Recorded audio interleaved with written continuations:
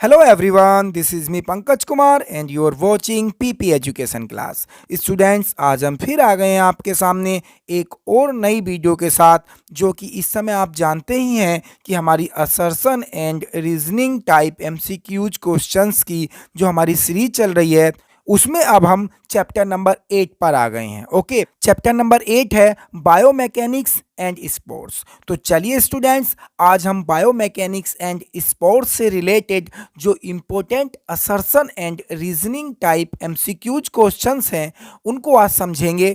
Video शुरू करने से पहले स्टूडेंट्स, आप प्लीज़ मेरे चैनल को सब्सक्राइब करें, बेल आइकन को प्रेस करें, जिससे कि आगे आने वाले वीडियो के नोटिफिकेशन आपके पास आसानी से पहुंच सके स्टूडेंट्स। और स्टूडेंट्स, मैं आपको ये भी बता देना चाहता हूं कि मेरे प्रॉपर हैंड रिटन नोट्स, जो कि मैंने जो नोट्स से रिलेटेड वीडियोस मैंने अपलोड कर रखी है अपने चैनल्स पर, उसके डिस्क्रिप्शन में जाकर वहां पर मैंने लिंक शेयर किया हुआ है, उस पर आप क्लिक करके इंस्टा मोजो के थ्रू मेरे नोट्स डाउनलोड कर सकते हैं, जो कि एग्ज़ाम के लिए बहुत ज़्यादा बेनिफिशियल होने वाले हैं स्टूडेंट्स। तो चलिए स्टार्ट करते हैं chapter number 8 biomechanics and sports. तो स्टूडेंट्स, सीधे हम क्वेश्चन नंबर 1 पर आएंगे, क्योंकि आप जानते ही हैं असर्शन रीजन टाइप क्वेश्चंस जो आपको एग्जाम में आते हैं, आपको उसमें पता ही है कि 2 स्टेटमेंट होते हैं, पहला असर्शन एंड सेकंड उसमें रीजन होता है, और उसको केयरफुल्ली हमें रीड करके जो ऑप्शन होते हैं 4 ऑप्शन, उनमें से जो भी ऑप्शन हमें प्रॉपर लगता है, जो करेक्ट लगता है, उस पर हमें टिक करके आना होता है। चलिए शुरू करते हैं क्वेश्चन नंबर 1 से स्टूडेंट्स। असर्शन देखते हैं, biomechanics is defined as systematic study of mechanics of body joint. It is a study which gives us knowledge about human body movement and the force that act on human movement. Okay, तो देखिए इसमें क्या कहा गया, assertion में जो biomechanics है इसको एक्सप्लेन किया गया है। बायोमैकेनिक्स का मीनिंग क्या होता है? देखिए, biomechanics is derived from Greek words bio and mechanics. Bio means living things as you know, and mechanics is a field of physics. अब ये फील्ड ऑफ फिजिक्स है, तो इसमें किसकी बात होगी? इसमें मोमेंट की बात होगी, फोर्स की बात होगी, स्पीड की इसमें बात होगी। तो it means it is a branch of science which deals with the force related to body movement. Okay, तो स्टूडेंट्स, जो लिविंग थिंग्स है उस पर जो मूवमेंट अप्लाई हो रहा है, फोर्स अप्लाई हो रहा है, जहां पर इसकी बात होती है, that is biomechanics. Okay, it means assertion में बायोमैकेनिक्स की जो डेफिनेशन है वो एक्सप्लेन की गई है, जो कि बिल्कुल करेक्ट डेफिनेशन है। ओके, चलिए रीजन में देखते हैं। It understands human movement, improve techniques, knowledge about force acting on the body, improve performance and efficient movement। देखिए वही बात हो रही है इसमें भी। इसमें जो रीजन में कहा गया है कि बायोमैकेनिक्स में किस किस की बातें होती हैं, किस किस की नॉलेज हमें मिलती है, मोमेंट की, फोर्स की, स्पीड की। ओके, तो इसमें सारी वही बातें बताई गई हैं। It means assertion and reason दोनों ही स्टूडेंट करेक्ट ऑप्शन है, और जो रीजन है वो असर्शन का एक्सप्लेनेशन करता है। तो it means assertion and reason दोनों ही इसमें करेक्ट हैं। ओके, तो इसलिए इसमें जो ऑप्शन नंबर ए होगा स्टूडेंट्स, ये इसमें करेक्ट ऑप्शन होगा। Both A and R are true and R is the correct explanation of A. Okay students, चलिए आगे बढ़ते हैं और देखते हैं क्वेश्चन नंबर 2 स्टूडेंट्स। असर्शन में देखते हैं स्टूडेंट्स, लॉ ऑफ इनर्शिया और first law of motion. Okay, तो देखिए इसमें क्या बताया गया है कि जो लॉ ऑफ इनर्शिया है ये फर्स्ट लॉ ऑफ मोशन है। ओके, तो ये बिल्कुल करेक्ट स्टेटमेंट है, क्योंकि जो न्यूटन का फर्स्ट लॉ ऑफ मोशन है उसका जो नेम है, second name law of inertia है। ओके, चलिए आगे बढ़ते हैं और देखते हैं रीजन में। This law states that an object at rest will remain at rest, or in motion will remain in motion at a constant velocity unless act upon by an external force. तो देखिए इसमें जो reason में है वो Newton का जो first law है उसको एक्सप्लेन किया गया है। ठीक है, इसमें कहा गया है कि कोई भी एक ऑब्जेक्ट जब तक कि उस पर कोई एक्सटर्नल फोर्स ना लगे तब तक उसकी जो पोजीशन है वो चेंज नहीं होगी। ओके, तो इट मींस इसमें जो रीजन है ये भी इसमें करेक्ट स्टेटमेंट है स्टूडेंट्स। तो देखिए इसमें ए भी करेक्ट है, आर भी करेक्ट है और आर ए का एक्सप्लेनेशन करता है, क्योंकि आर में जो लॉ ऑफ इनर्शिया है, जो फर्स्ट लॉ ऑफ मोशन है न्यूटन का, उसको एक्सप्लेन किया गया है। इट मींस इसमें भी सेम जो ए ऑप्शन है ये इसमें करेक्ट हो जाएगा। Okay, both A and R true and R is the correct explanation of A students. चलिए आगे बढ़ते हैं और देखते हैं क्वेश्चन नंबर 3 स्टूडेंट्स। असर्शन में देखते हैं students, law of momentum is the rate of change in velocity acceleration of an object is directly proportional to the force applied and inversely proportional to the mass of body। तो देखिए students, assertion में जो है, जो Newton का second law है, law of acceleration, इसको explain किया गया है। ओके, चलिए जो कि बिल्कुल करेक्ट स्टेटमेंट है। रीजन में देखते हैं, an athlete pushes the starting block backward, in result athlete is pushed forward। Okay, इसमें भी ये बताया गया है कि जितने फोर्स से जो एथलीट है, जो ब्लॉक्स हैं, उसको बैकवर्ड पुश करेगा, उतने ही फोर्स के साथ वो जो है अपनी बॉडी को पुश्ड फॉरवर्ड, आगे की ओर लेके जाएगा। ओके, तो इट मींस ये भी जो एग्जांपल है, ये जो सेकंड लॉ ऑफ मोशन है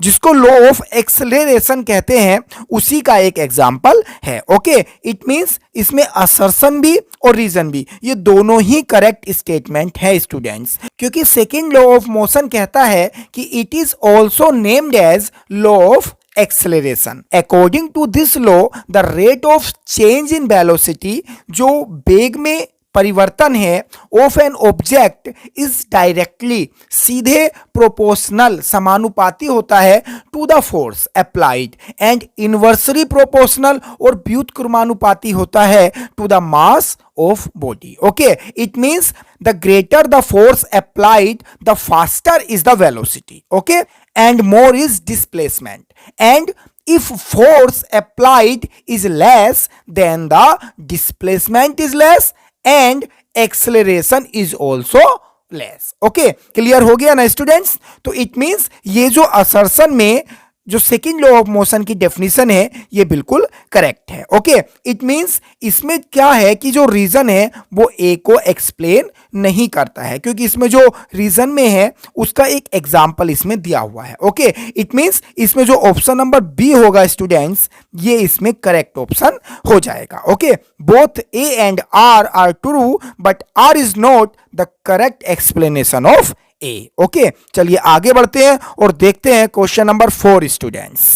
असर्शन में देखते हैं students, force is equal to mass into acceleration. Okay, तो ये जो फॉर्मूला है F is equal to M A, ये बिल्कुल करेक्ट फॉर्मूला है। तो students F is equal to M A, तो ये जो फॉर्मूला है न्यूटन का सेकेंड लॉ ऑफ मोशन, जिसको लॉ ऑफ एक्सेलरेशन भी कहते हैं, उसका बिल्कुल करेक्ट फॉर्मूला है। ओके स्टूडेंट्स, चलिए आगे बढ़ते हैं, रीजन में देखते हैं, this formula is basically law of acceleration. अब देखिए इसमें कहा गया रीजन में कि ये जो फॉर्मूला है ये लॉ ऑफ एक्सेलरेशन का है। ओके, तो लॉ ऑफ एक्सेलरेशन जो सेकेंड लॉ ऑफ मोशन है। ओके स्टूडेंट्स, इट मींस इसमें असर्शन भी करेक्ट है एंड रीजन भी इसमें क्या है, करेक्ट है। और जो रीजन है वो ये बताता है कि जो असर्शन में फॉर्मूला है वो सेकेंड लॉ ऑफ मोशन का फॉर्मूला है स्टूडेंट्स। ओके, इट मींस इसमें जो ऑप्शन नंबर ए है स्टूडेंट्स, ये इसमें करेक्ट ऑप्शन हो जाएगा, क्योंकि इसमें ए और आर दोनों करेक्ट है और आर जो है ए का एक्सप्लेनेशन करता है स्टूडेंट्स। ओके स्टूडेंट्स, चलिए आगे बढ़ते हैं और देखते हैं क्वेश्चन नंबर 5 स्टूडेंट्स। असर्शन में देखते हैं students, it is difficult to walk on ice. Okay, assertion में कहा गया है कि जो बर्फ होता है उस पर चलना कठिन होता है। ओके, तो ये बिल्कुल करेक्ट स्टेटमेंट है, क्योंकि क्या होता है कि a thin layer of liquid water coating its surface. Okay, क्या होता है, जो एक लेयर है वाटर की, वो क्या होती है, इस पे कलाई के रूप में, एक आवरण के रूप में इसके सरफेस पर फैली हुई होती है। ओके, तो इट मींस ये जो असर्शन है ये बिल्कुल करेक्ट है। रीजन देखते हैं, ice has very less fraction.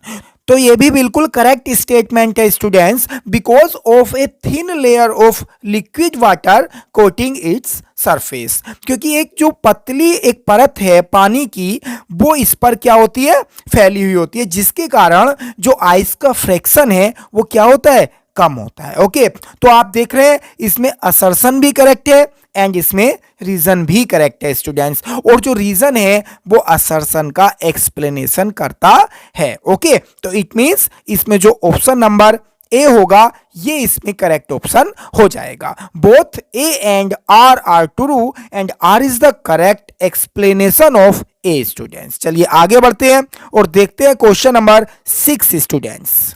Assertion में देखते हैं students, hands may gate injury while catching the ball over the boundaries in cricket। Okay, इसमें कहा गया है स्टूडेंट्स कि किसी फील्डर्स के जो कि क्रिकेट में फील्डिंग कर रहा है और बाउंड्री पर खड़ा है, वहां पर जब वो कैच करता है तो उसके हाथ में बॉल को पकड़ते समय इंजरी हो सकती है। ओके, तो ये बिल्कुल स्टूडेंट्स करेक्ट स्टेटमेंट है, क्योंकि क्या होता है कि because of the force of the ball impact. Okay, जो बॉल का जो बल होता है, जो गेंद का बल होता है, उसके कारण एक फील्डर्स को बाउंड्री पर कैच करते हुए उसके हाथ में इंजरी हो सकती है students. Okay, it means assertion इसमें करेक्ट है। ओके, रीजन देखते हैं, because ball is coming at a very high speed due to gravity. तो इसमें कहा गया है कि जो इंजरी होती है किसी फील्डर को जो कि बाउंड्री पर कैच कर रहा है,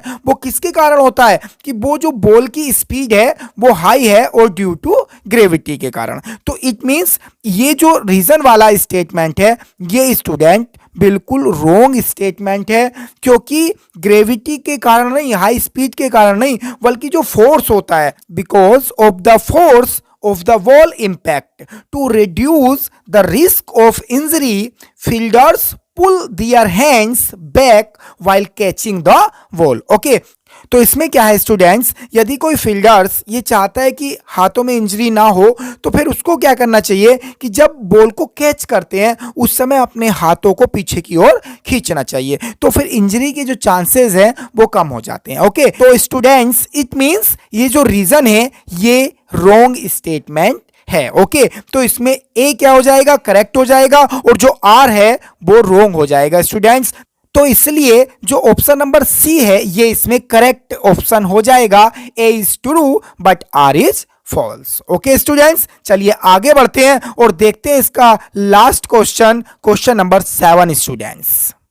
असर्शन में देखते हैं students, a player widens the base by spreading leg. Okay, तो इसमें कहा गया है कि एक खिलाड़ी पैर फैलाकर आधार को चौड़ा करता है। ओके, तो इसमें कहा गया है कि एक प्लेयर होता है जब वो किसी भी इवेंट में पार्टिसिपेट करता है तो अपने बैलेंस के लिए अपने लेग को क्या करता है, स्प्रेड करता है। ओके, जिससे क्या होता है कि उसका बैलेंस अच्छे से बना रहे। ओके, तो बिल्कुल करेक्ट स्टेटमेंट है। चलिए रीजन में देखते हैं, by spreading leg the stability is gained. Okay, stability means जो स्थिरता है वो प्राप्त होती है। ओके, तो बाय स्प्रेडिंग लेग पैर फैलाने से स्थिरता प्राप्त होती है। ओके, तो इसमें कहा गया है जब कोई प्लेयर पैर फैलाकर खड़ा होता है तो जो उसका बैलेंस है, जो स्थिरता है वो उसकी बनी रहती है स्टूडेंट्स। ओके, इट मींस इसमें असर्शन भी करेक्ट है और इसमें रीजन भी करेक्ट है, और आप देख रहे हैं कि जो रीजन है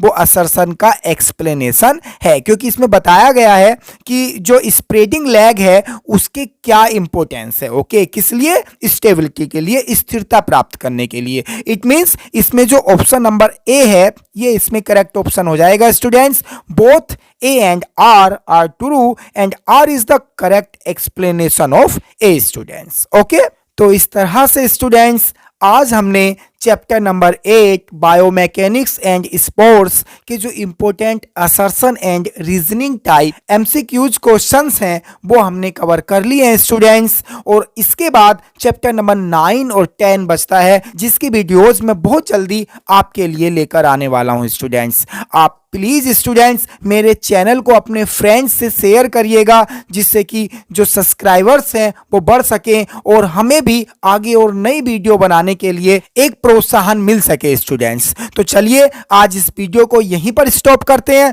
थैंक्स फॉर वॉचिंग स्टूडेंट्स।